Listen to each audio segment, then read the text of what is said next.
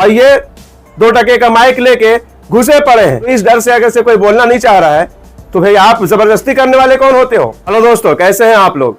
मैं किसी यूट्यूबर के खिलाफ नहीं हूं, इसलिए कि मैं तो खुद यूट्यूब पे वीडियो बनाता हूं, लेकिन इसमें बात क्या है, वजह क्या है, ये आप लोगों को सुनना जरूरी है।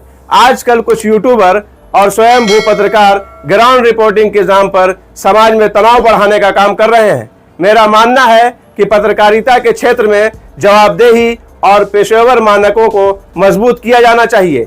इस दिशा में यह भी मांग उठनी चाहिए कि ग्राउंड रिपोर्टिंग करने वाले लोगों के लिए उचित पत्रकारिता प्रशिक्षण या मान्यता अनिवार्य हो, जरूरी हो। साथ ही यदि कोई व्यक्ति कैमरे पर बात करने से मना कर दे तो उसकी इच्छा का सम्मान किया जाए और उस पर बार बार सवालों का दबाव न बनाया जाए। गाजियाबाद में सूर्य हत्याकांड और असद एनकाउंटर जैसे संवेदनशील मामलों के दौरान कुछ यूट्यूब चैनलों और कंटेंट क्रिएटर्स ने जिस तरह की रिपोर्टिंग की, उस पर गंभीर सवाल खड़े हुए हैं। ऐसे मामलों में सनसनी फैलाने या लोगों की भावनाओं को भड़काने के बजाय जिम्मेदार और तथ्यात्मक पत्रकारिता होनी चाहिए। अभिव्यक्ति की स्वतंत्रता लोकतंत्र की ताकत है, लेकिन उसके साथ जिम्मेदारी भी जुड़ी होती है। यदि कोई व्यक्ति या प्लेटफॉर्म लगातार नफरत, अफवाह और सामाजिक तनाव फैलाने का काम करता है तो कानून के अनुसार उचित कार्रवाई होनी चाहिए। देश को जोड़ने वाली पत्रकारिता की जरूरत है, तोड़ने वाली नहीं। मैंने देखा कि कुछ लोग वहां के इस बारे में बात करना नहीं चाह रहे हैं और ये 2 टके का माइक लेके घुसे पड़े हैं। नहीं, आप क्यों बोलना नहीं चाहते हैं? नहीं, आपको बताना पड़ेगा आप कहाँ रहते हैं। ये पूरे सबको पता है, आपको कैसे नहीं पता है इस कांड के बारे में? अरे वो बचना चाह रहा है, आप तो इंटरव्यू लेके कुछ भी बुलवा के चले जाओगे, बाद में कार्रवाई होगी तो क्या होगा?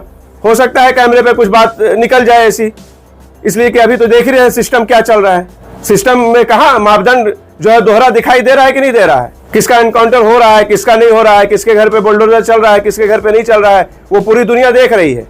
इंसाफ हो रहा है कि क्या हो रहा है? अगर किसी एक के साथ इंसाफ हुआ बहुत बड़ी बात है, बहुत अच्छी बात है, होना चाहिए, लेकिन वही दूसरे के साथ भी होना चाहिए ना। दूसरा भी इंसान है, उसकी भी जान थी, उसको भी बेरहमी से मार दिया गया, तो उसके लिए कुछ नहीं है। तो इस डर से अगर से कोई बोलना नहीं चाह रहा है तो भाई आप जबरदस्ती करने वाले कौन होते हो?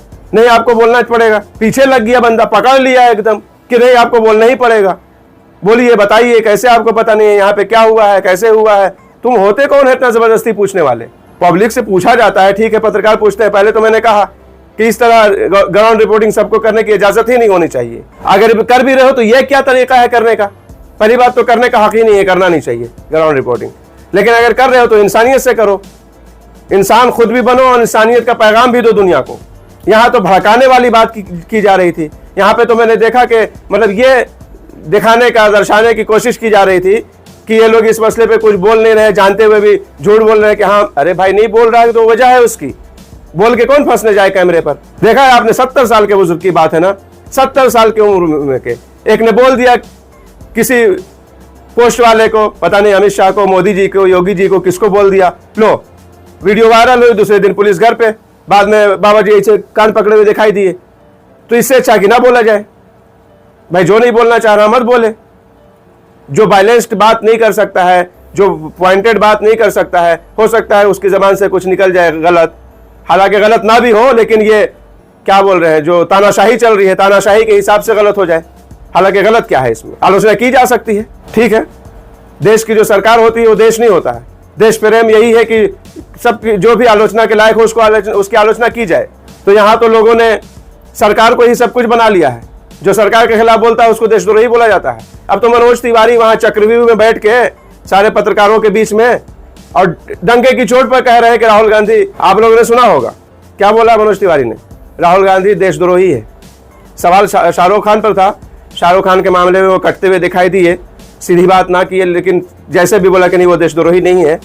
लेकिन राहुल गांधी की बात आई तो फौरन फटाक से बोला हाँ राहुल गांधी तो देशद्रोही है। इनको कोई बताए नचनिया को, राहुल गांधी को ये देशद्रोही कहने चले और ये देश प्रेमी है। अरे तुम मोदी प्रेमी हो सकते हो, तुम सरकार प्रेमी हो सकते हो, इसलिए कि सरकार में तुम तो हो भी, तुम एमपी बन भी चुके हो, बने हुए भी हो, लेकिन तुम देश प्रेमी कैसे हो? तुम्हें ये साबित करने की जरूरत है और तुम राहुल गांधी को कहने चले हो। देखिए बात कहां से कहां निकल गई। मैं तो यहाँ पत्रकारिता की बात कर रहा था। बहरहाल ये भी पत्रकारों ने सवाल किया तो इन्होंने मनोज तिवारी ने गलत जवाब दिया इसका, चक्रव्यूह में फंसे हुए थे, उनके गाने पर भी सवाल हुआ सब कुछ, लेकिन मैं यहाँ पे ये बात करने वाला। हाँ, तो जो भी व्यक्ति अगर से कैमरे के सामने नहीं बोलना चाहता है, बिल्कुल आप दूसरे से सवाल करें, नहीं बोलना चाहता है तीसरे से सवाल करें।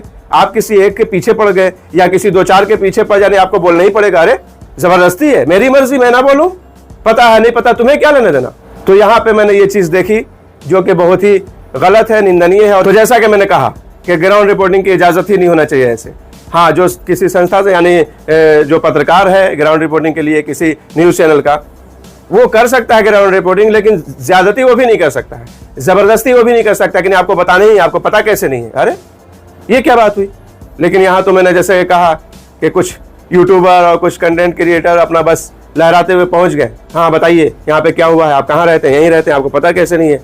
ये बहुत ही गलत बात है, ऐसा नहीं होना चाहिए। तो बहरहाल इसमें आप लोगों को क्या कहना है, मैं यहाँ पे बात सही कह रहा हूँ या नहीं, कमेंट में ज़रूर बताएं। चलते हैं, मिलेंगे नेक्स्ट वीडियो में। अपना ख्याल रखें, अल्लाह हाफिज़, बाय।